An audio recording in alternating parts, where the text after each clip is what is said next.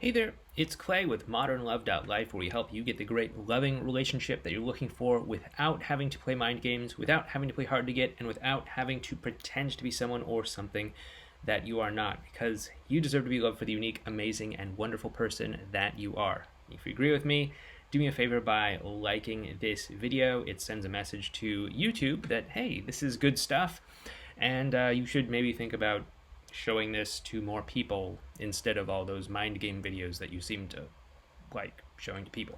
But yeah, anyway, also feel free to subscribe to the channel while you're down below.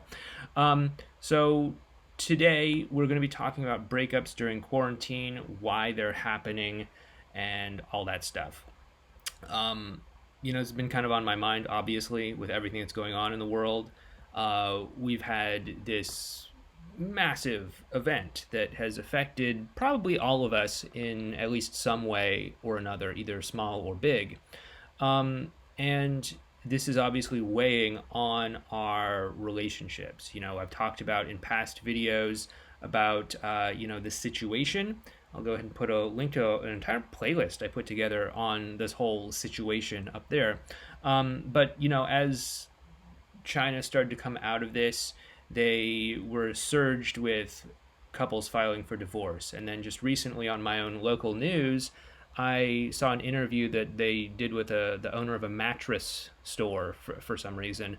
And this owner of the store said that a lot of their new clients were coming in to buy new mattresses because they were going through a breakup or a divorce or something, and they just either needed to get another mattress for the other room, or they needed to get a new apartment in general to move out or something like that. And they were of course, furnishing it with a mattress because that is one of the things that most people need, is a place to sleep.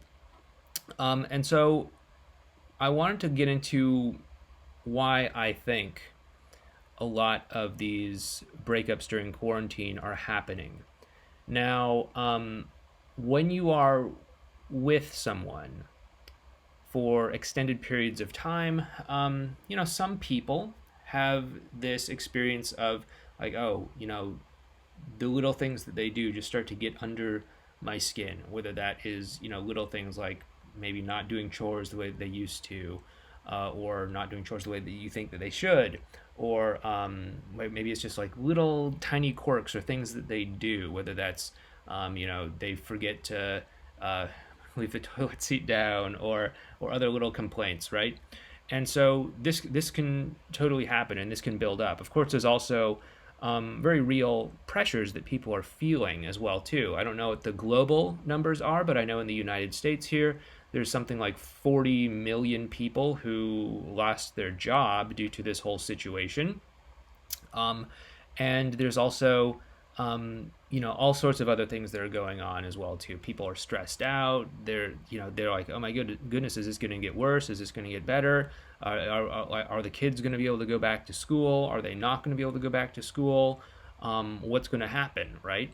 And so I think there's many things going on. So on a lot of levels, there's kind of this low grade or maybe high grade stress that a lot of people are feeling in their day-to-day lives, where they're looking at the news, they're seeing, let's just be honest, not good news out there. Whether that's related to, the virus, or whether that is related to the social unrest, or, who knows what might be coming up next. People are not seeing good news, and it's kind of stressing them out. And a lot of that low-grade stress could be spilling over into other aspects of their life, namely their relationship. And so it's possible that someone might kind of take some of that stress and lash out at their partner, or take some of that stress and, put it on top of their partner or something like that, when really a lot of that stress could be coming from something else. And I guess this kind of ties into the bigger picture thing about why I think a lot of people are breaking up during this time period. So when we feel out of control in a certain aspect of our lives, whether that is, hey, maybe it's, working and money and stuff like that. Maybe you've had your income, decimated or reduced, or just completely eliminated entirely or something like that due to this situation. And maybe you've been getting by on the unemployment benefits, or maybe you couldn't get them for some reason, or there's maybe less money to go around. You could feel out of control when it comes to your career. You could feel out of control when it comes to what you can and can't do. There's a lot of places where things are closed down. I know that things are kind of opening up, sort of, then they're kind of closing down again. I think California closed down again. Um, I'm having a really hard time kind of keeping up with what you can and can't do anywhere, honestly. Theoretically, places are open here in Seattle, but you go by certain places and they're still closed, or they're still doing takeout only, or something like that. And so I don't even know what you can and can't do anymore. So I've lost total track. I used to be pretty on top of this when this first started, but yeah, I don't know anymore. And so a lot of times people don't feel like they have a lot of control over what they can and can't do. Maybe before you used to enjoy certain things, like going to a coffee shop and just relaxing there, or going to a little bar and getting a drink, or going out to a restaurant, or going to a bookstore and just browsing through the books or something like that. And maybe that's not available to you now, and so you feel a little bit out of control of your daily routine. And of course, there's also everything that's going on in the world right now as well too. On the politics scene, on the social unrest scene, and everything like that. So it's again, not trying to be political here, but it's not looking so great. Um, and so there's a lot of places that I could imagine people are feeling out of control in their lives in. And so, what can sometimes happen when people feel out of control in a certain area of their life is they feel like they need to gain control so that they don't feel like they're spiraling out of control in another area of life that they believe they have more influence in. And that could potentially be their relationship. And so if someone, maybe they're not making the money that they used to before, or they lost their job, or their job looks like it might go away, or their business looks like it might be closed down forever, or any number of things that could have impacted them in their career. Or maybe they are used to going out and doing things, but they can't do those now because of the shutdowns, or because maybe it doesn't seem safe for them to do that. Or maybe they just seem it just seems like the whole world is out of control because of everything that you're seeing on the news, on TV, and everything. And some people might kind of take that lack of control and try to exercise control in a certain area of their life, like their relationship. And this can result in them doing things to feel like they have control, such as ending that relationship, or things of that nature, right? And so that's why I think we're getting a lot of breakups during this quarantine. It's unfortunate. I mean, I've seen this happen in other relationships in the past. Like obviously before this whole quarantine thing happened, but I have a friend who, many years ago, he had just turned 30, and he wasn't in a great place in his life. He didn't like where he was with his career. He didn't like what was going on with his creative pursuits. He didn't like what was going on with his fitness, and he just felt really frustrated in a lot of areas in his life, out of control.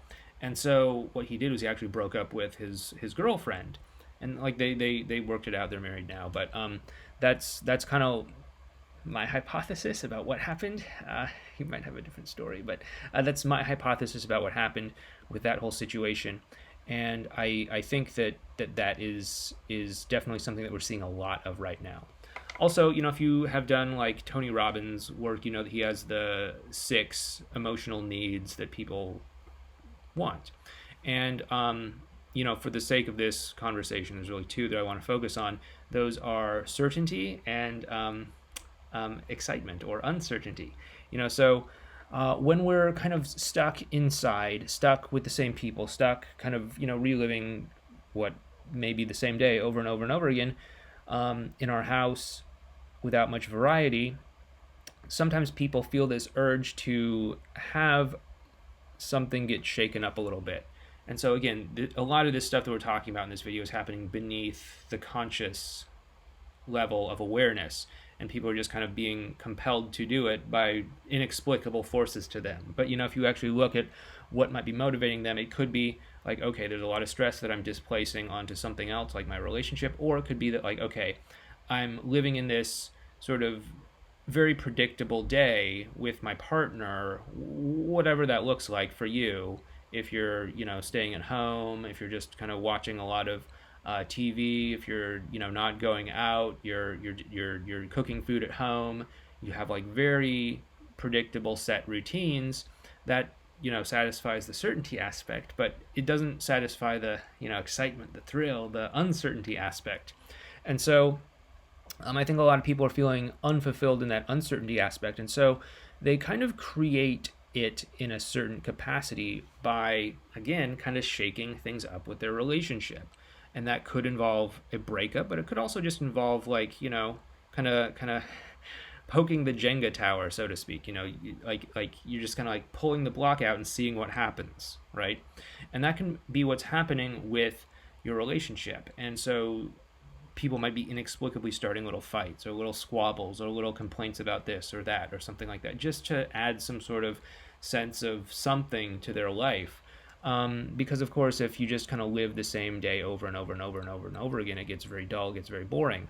And so that is what I think is really motivating a lot of the waves of breakups that we seem to be hearing about. I have started to like actually get clients who have had breakups that have happened during this whole pandemic and during this whole quarantine and stuff like that. At first, it was really just people who had situations that had been ongoing beforehand, and they sort of spilled over into this time that we're living through. But now I have started to get actual clients that are like, yeah, this has happened maybe even because of the things that have been going on with the lockdowns and the quarantines and things closing down and everything like that. And they're like, yeah, that's why the relationship didn't work out. And I think that it really is due to a lot of the things we've talked about so far. And I wouldn't say that I've seen like an overwhelming number of people that have been having issues because of the lockdowns yet. Maybe that's coming. I don't know. Maybe they're just not coming to me. Maybe they're going to other people. But I am starting to see it. Okay, and I have heard accounts of things like mattress stores selling lots of mattresses because of lockdowns, and I've also heard about large divorce filing increases in China and so on and so forth. But yeah. So I mean, like, if you are in the midst of a breakup or a relationship struggle that is, result of the lockdowns and the quarantines, or partially due to that, leave a comment, share your story below. I'd be curious to know kind of what your thoughts are and what your experiences are as well too. So anyway, I hope this video has been helpful for you. I hope this gives you a sense about at least my take on what I'm seeing when it comes to breakups during quarantine and all that, and maybe some trends that we might be seeing for the short term. Hopefully short term, hopefully not long term, but at least things that seem to be happening right now in the world. And thank you for watching this video during this totally crazy, insane time that we're all living through. I know that there's a lot of things that you could be watching, and I do have a lot of gratitude for you spending some time with me through all of this. And I think that no matter what goes on in the world, we'll find a way to persist. We'll find a way to hopefully get back to normal at some point, and live in this wonderful, beautiful, utopian society, which I'm going to hope happens in maybe just a couple months, or if at the latest 2021. Anyway, guys, I hope you have a great weekend. I'm going to be going to the zoo with my daughter. They just opened it up about a month ago, and we kind of waited a little bit to see kind of how it was going to go. It seems like it's going fine. So we're going to go to the zoo, take my daughter to the zoo. Since this whole quarantine's been in effect, she's really gotten into animals. She's like 2 years old. So we're going to take her there. I think she's going to like totally freak out when she sees like actual real monkeys and stuff like that. She's going through this like monkey phase. She kind of refers to herself as a monkey. She gets like actually upset when I refer to her as a girl. She's like, no, I'm a monkey. I'm a monkey. a monkey. And it's like, okay, it's time to give the monkey a bath. It's time to change the monkey's diaper. It's time to it's what are you gonna do? What are you gonna do? I've told it just gets weirder from here.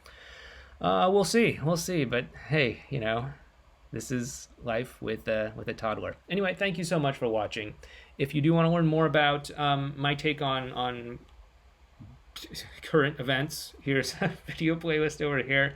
Otherwise, you might like this video right here. But thank you so much. Have a great weekend, and I'll talk to you next week, hopefully with some better news.